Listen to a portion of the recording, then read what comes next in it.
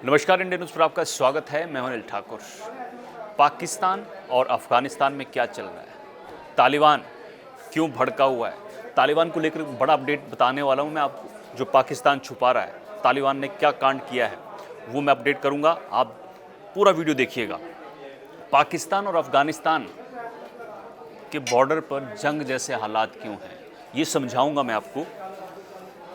तालिबान के deputy foreign minister हैं, उन्होंने पाकिस्तान को बड़ी धमकी दे दी है। ये ताज़ा अपडेट है, ये भी बताऊंगा मैं आपको। खैबर पख्तूनख्वा में मिलिट्री बेस पर कब्जा हो गया है। किसका, ये भी बताऊंगा मैं आपको। और ये टीटीपी है क्या, इसके बारे में समझाऊंगा। लेकिन सबसे पहले बात कर लेता हूं मैं कि तालिबान, अफ़गानिस्तान, पाकिस्तान बॉर्डर से एक बड़ी खबर ये है कि पाकिस्तान कह रहा था कि हमने एयर स्ट्राइक किया और इतने लोग मार दिए हैं। 15 लोग का दावा था, फिर वो 40 हो गया, फिर वो 50 हो गए। उन्होंने आम लोग मार दिए अफ़गानिस्तान के पाकिस्तान ने। अब जो है तालिबान भड़का है। उसके लड़ाकों के विजुअल आपने देखे होंगे कि वो बॉर्डर की तरफ बढ़ रहे हैं। लेकिन अब अफ़गानिस्तान ने दावा किया है कि हमने इनके एक मेजर समेत कई अधिकारी ऐसे 46 जवानों को जो है वो मार डाला है। हमने भी जवाबी कार्रवाई की है। एक मेजर और 46 जवान, उनको मार डाला है। ये तालिबान ने दावा किया है। तालिबान के अफ़गानिस्तान के बहुत सारी मीडिया रिपोर्ट्स हैं जिसमें कहा गया है कि जवाबी कार्रवाई में तालिबान ने, वहाँ की सेना ने पाकिस्तान के 46 जवानों को ढेर कर दिया है। ये पाकिस्तान नहीं बता रहा है। पाकिस्तान बोल रहा है कि हमारे यहाँ कुछ नहीं हुआ। दूसरी खबर, तालिबान के डिप्टी फॉरेन मिनिस्टर हैं, उन्होंने पाकिस्तान को धमकी दे दी है और कहा है कि जो अफ़गानिस्तान की तरफ नज़र उठाएगा, वो कहा होता है ना कि हम आंख निकाल लेंगे, नहीं, वो बोल रहा है हम मार देंगे, जान से मार देंगे, ख़त्म कर देंगे। तो पाकिस्तान को सीधी धमकी दे दी है। और धमकी क्यों दी है उन्होंने? अफ़गानिस्तान में पाकिस्तान के राजदूत थे दुर्रानी, उन्होंने कहा था कि जो एयर स्ट्राइक हुई है ये अफ़गानिस्तान को सबक सिखाने वाली है, सबक लेना चाहिए इससे। उसी के जवाब में उन्होंने धमकी दे दी कि आंख मत उठाओ, हम आकर मार देंगे।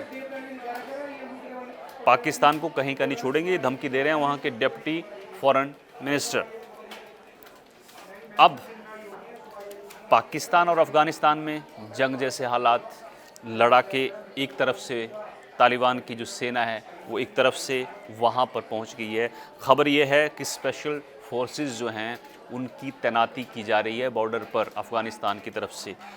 असीम मुनीर जो हैं, लोग पाकिस्तान के हाय तौबा कर रहे हैं कि जनरल साहब, आपने पाकिस्तान को युद्ध में धकेल दिया है। अफ़गानिस्तान युद्ध के मुहाने पर हैं। अब चर्चा सोशल मीडिया पर यह है कि क्या एक और युद्ध जो है वो अब देखने को मिलने वाला है।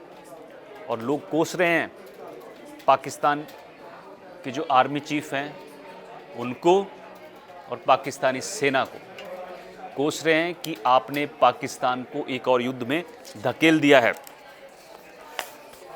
एक खबर और है, खैबर पख्तूनख्वा में पाकिस्तानी मिलिट्री बेस पर तालिबान ने कब्जा कर लिया है। उसका वीडियो भी आ गया है। वहाँ पर तालिबान जो है वो जश्न मना रहा है। जश्न के वीडियो हैं, झंडा गाड़ते हुए वीडियो है। हालांकि पाकिस्तान कह रहा है कि ये मिलिट्री बेस जो है हम खाली कर चुके थे, हमने नए मिलिट्री बेस बनाए हैं, वहाँ हम शिफ्ट कर दिए। देखिए कितना बड़ा झूठ बोलते हैं। ज़मीन तो आपकी है, मिलिट्री बेस अगर आपने छोड़ दिया, लेकिन ज़मीन तो आपकी है। अगर उस पर तालिबान ने कब्ज़ा कर लिया है, टीटीपी ने कब्ज़ा कर लिया है, तो फिर कब्ज़ा तो कब्ज़ा है। तो पाकिस्तान से गलती हो गई है। अफ़गानिस्तान पर स्ट्राइक करके अब युद्ध के मुहाने पर खड़ा है। पाकिस्तान को उम्मीद नहीं थी।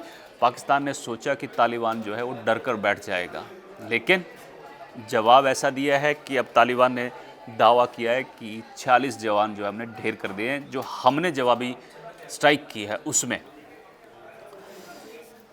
अब ये टीटीपी है क्या? तहरीके तालिबान पाकिस्तान, जिसके चलते सब कुछ शुरू हुआ। ये दरअसल पाकिस्तान की सेना जो है उसने इसको जन्म दिया, उसी की देन है ये। जन्म क्यों दिया? कि पाकिस्तान की सरकार पर काबू रख सके, इसलिए उन्होंने टीटीपी को जन्म दे दिया। लेकिन पिछले कुछ सालों में पाक सेना से दुश्मनी ले ली है और एक गले की फांस बन गया है पाकिस्तानी सेना का। आतंकी संगठन को आपने जन्म दिया और आपके गले की फांस बन गया है। टीटीपी क्या, जितने भी आतंकी संगठन हैं वहाँ पे वो पाकिस्तान के लिए गले की फांस बने हुए हैं।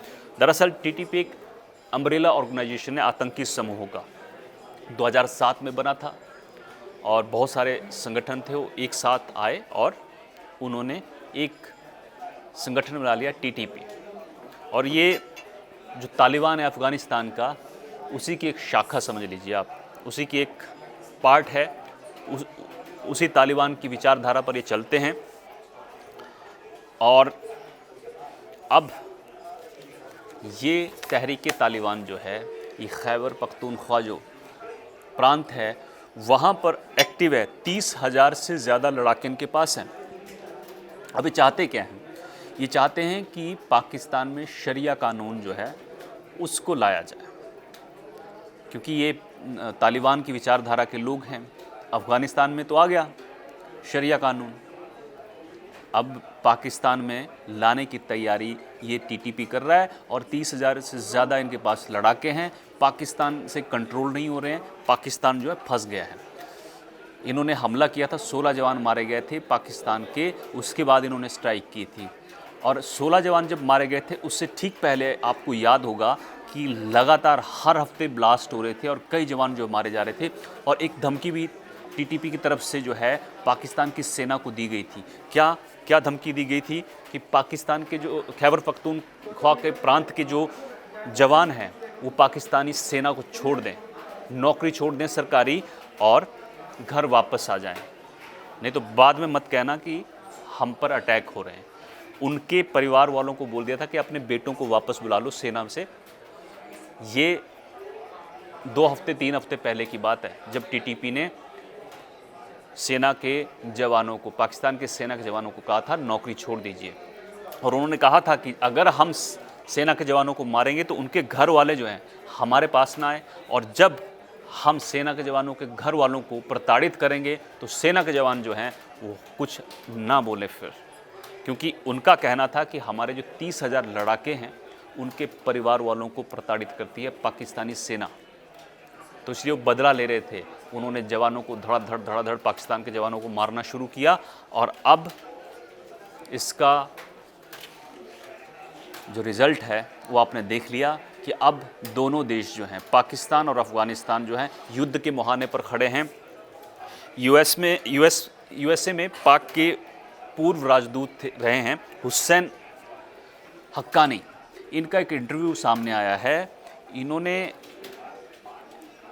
ये कहा है कि जो पाकिस्तान के रिटायर्ड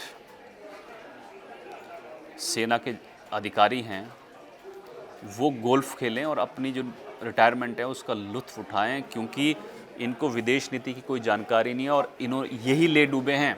आपको याद होगा जब तालिबान ने